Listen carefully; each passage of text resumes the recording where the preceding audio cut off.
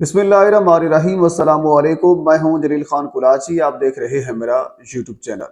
मुस्तफ़ा आमिर कत्ल केस के हवाले से गुफ्तगू करेंगे। आज कुछ इंतहाई अहम तरीन डेवलपमेंट सामने आई है, वो आपके सामने रखनी है। मैं आज आपके सामने एक चीज ऐसी रखने जा रहा हूं जिससे दोनों मुल्ज़िमान अरमगान और उनका दोस्त शिराज बिल्कुल बाइज्जत बरी होने वाले हैं। एक ऐसी पुलिस की जानिब से एक ऐसी वारदात डाली गई है और एक ऐसी कैसे टेक्निक इस्तेमाल की है जिससे आने वाले चंद दिनों में आप देख लीजिएगा। वो टेक्निक है कि आपके सामने रखता हूं, लेकिन इससे पहले कुछ सियाको सबाक।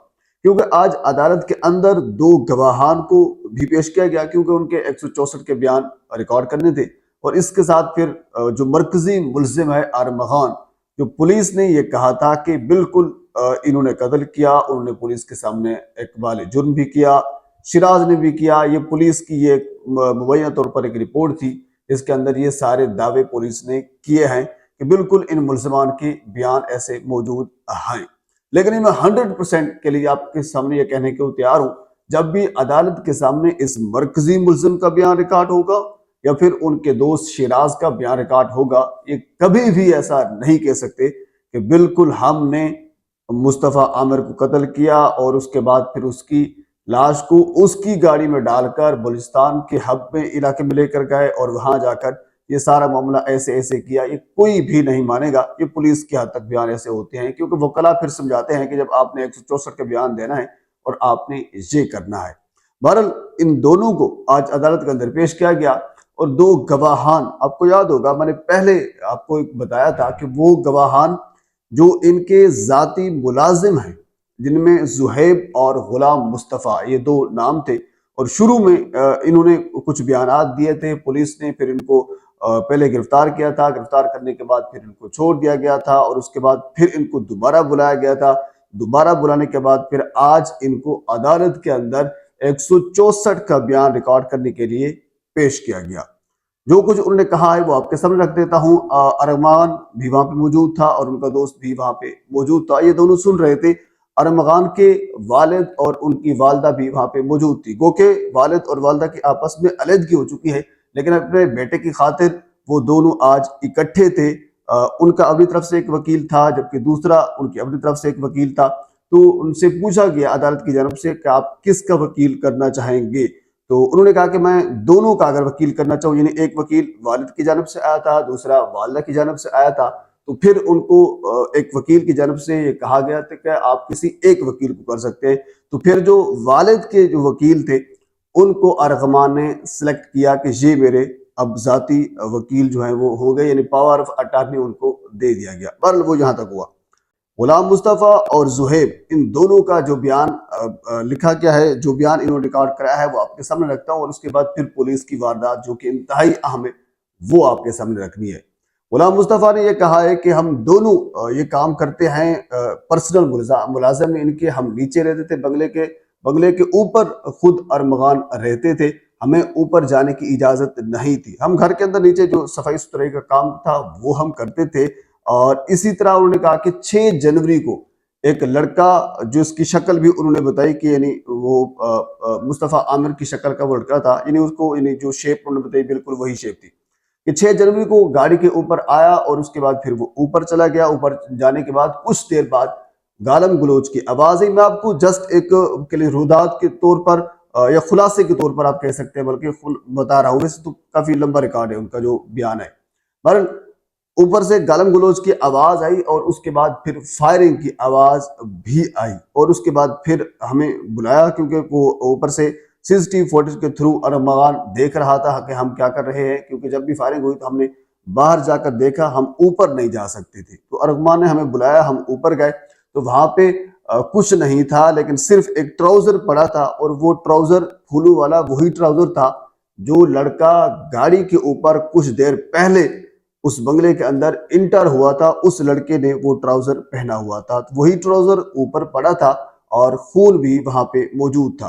तो हमें अरमगान ने ये कहा कि आप शापर और कपड़ा लेकर आओ। हम शापर और कपड़ा लेकर गए और उसके बाद फिर उन्होंने ये कहा कि ये जो खून शून जहाँ पे पड़ा है इस चीज को धो लें, साफ कर लें। हमने वहां पे खून शून साफ किया और उसके बाद फिर हम नीचे आ गए। नीचे आकर हम सो गए। हमें नहीं पता कि ऊपर फिर क्या हुआ। اس کے بعد پھر یہ کہتے ہیں کہ ہم صبح، کیونکہ ہم رات لیٹ سوئے تھے، صبح ہم لیٹ اٹھے اور دروازے کے اوپر کوئی صبح دستک دے رہا تھا کہ صبح کوئی 11 سے 12 یا 12 سے 1 بجے کا ٹائم بھی ہو چکا تھا، دستک دے رہا تھا۔ جب ہم نے کافی دیر کے بعد جا کر دروازہ کھولا تو باس یعنی ارمغان دوسری سائڈ کے اوپر کھڑا تھا، اور ساتھ ان کا دوست جو چشمے والا تھا، یعنی شراز کے بارے میں بتایا جا رہا ہے کہ وہ وہاں پہ موجود تھا۔ وہ وہاں پہ کیوں موجود تھا؟ ایک پرانی جو ایک سٹوری تھی، وہ آپ ساری چیز آپ کے ذہن میں آ رہی ہوگی کہ وہ بلوچستان کے علاقے میں گئے، گاڑی کے اوپر لے کر گئے گاڑی کو، اور مصطفیٰ کو وہاں پہ جلایا، اور اس کے بعد پھر پیدل واپس آئے۔ یہ وہی سے سٹوری اس چیز کو، یہ جو بیان تھا وہ تصدیق کر رہا ہے۔ بہرحال وہ واپس آ گئے، واپس آنے کے بعد پھر وہ اوپر چلے گئے، یہ سارا معاملہ ہے۔ ہمیں چھٹی کرا دی گئی، ہم گھر چلے گئے، اور اس کے بعد پھر تقریباً کوئی 10 تاریخ کو جب ہم اپنا سامان واپس لینے آئے تو پولیس نے ہمیں گرفتار کیا۔ گرفتار کرنے کے بعد پھر ہمارا بیان ریکارڈ کیا، اور اس کے بعد پھر ہمیں چھوڑ دیا گیا، ہمارے نمبر لیے گئے۔ نمبر لینے کے بعد پھر آج ہمیں بلایا گیا کہ یہ کہا کہ آپ کا عدالت کے اندر بیان ریکارڈ کرانا ہے تو آپ آ جائیں۔ پھر ہم پولیس کے کہنے کے اوپر ہم آئے اور ہمیں اپنا بیان ریکارڈ کرایا۔ مصطفیٰ جس کو گواہ رکھا گیا ہے، انہوں نے یہی بیان ریکارڈ کرایا ہے، اور اس کے ساتھ پھر دوسرا جو زہیب تھا، ان نے بھی اپنا یہی بیان ریکارڈ کرایا ہے۔ 164 کا ان دونوں ملزمان نے اپنا بیان ریکارڈ کرا لیا ہے۔ اب پولیس نے واردات کہاں پہ داری ہے، یہ بڑا اہم ترین پوائنٹ ہے، میں آپ کے سامنے رکھتا ہوں۔ میری ریسرچ کے مطابق جہاں تک میں نے کچھ دوستوں سے بات کی ہے، ان تمام کا جو اس کیسز میں ایکسپرٹ ہیں، انہوں نے یہ کہا ہے کہ یہ پولیس کی جانب سے بڑی واردات جو ہے وہ ڈالی گئی ہے۔ وہ کیسے ڈالی گئی ہے کہ یہ دونوں بندے مصطفیٰ اور زہیب جو گواہان ہیں، یہ بیسیکلی ملزمان ہیں، یہ شریک جرم ہیں۔ قتل کے شواہد مٹانے میں ان دونوں کا کردار ہے۔ ان چاروں کا چلان پیش کرنا چاہیے تھا، اور تفتیشی صاحب کو کوئی آزاد بندہ سامنے لے کر آنا چاہیے تھا ایک گواہ کے طور پر۔ کوئی آزاد بندہ گواہ رکھتے، ان چاروں کو نامزد کرتے، یہ ملزمان ہوتے، ان کا چلان پیش کیا جاتا۔ کیونکہ ہوتا یہ ہے، ہم نے تو مدعیوں کو دیکھا کہ پیچھے ہٹتے ہوئے، یہ تو پھر بھی ان کے ایک پرسنل ملازم ہیں۔ یاد رکھیے، یہ اہم پوائنٹ ہے کہ ٹرائل کے اندر جب بھی کسی کو سزا عدالت دیتی ہے تو گواہان کے بیان کی بنیاد کے اوپر فیصلہ کیا جاتا ہے۔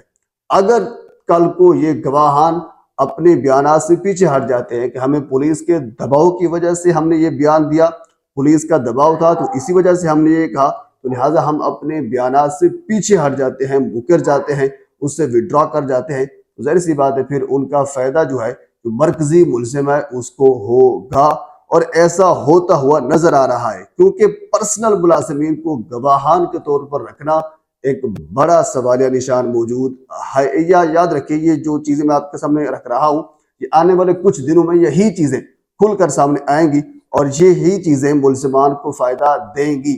اور اس کے بعد یہ بھی کہا جا رہا ہے کہ یہ جو تفتیشی صاحب ہیں، ان کا اپنا کوئی 2-4 یا کہہ لیجیے کہ 3-4 سال کا تجربہ ہے ٹوٹل، جنہوں نے اتنا ہائی پروفائل کیس تھا جو اس کو دے دیا گیا، جس کا اپنا اتنا سا تجربہ ہے، اور انہوں نے کہہ لیجیے کہ وہ اپنی نااہلی کی وجہ سے نہ جانتے ہوئے یا پھر جانتے ہوئے، اللہ بہتر جانتا ہے کس وجہ سے انہوں نے ان 2 ملزمان کو گواہ رکھا ہے جو کہ ان کے پرسنل ملازم ہیں۔ بہرحال اس کیس کے علاوہ ایک اہم ترین خط بھی آئی جی صاحب اور مختلف اور جو اہم ترین عہدیداران ہیں ان کو لکھا گیا ہے، اس کے حوالے سے میں گفتگو کروں گا، اور اس کے علاوہ اس کیس میں مزید کچھ اہم ترین چیزیں اور بھی ہیں، اگلی ویڈیو میں آپ کے ساتھ میں ضرور شیئر کروں گا۔ ایک مرتبہ آپ سے گزارش ہے میرے چینل کو سبسکرائب کر دیں تاکہ آنے والی ہر انفارمیٹیو ویڈیو آپ تک پہنچ سکے۔ اللہ حافظ۔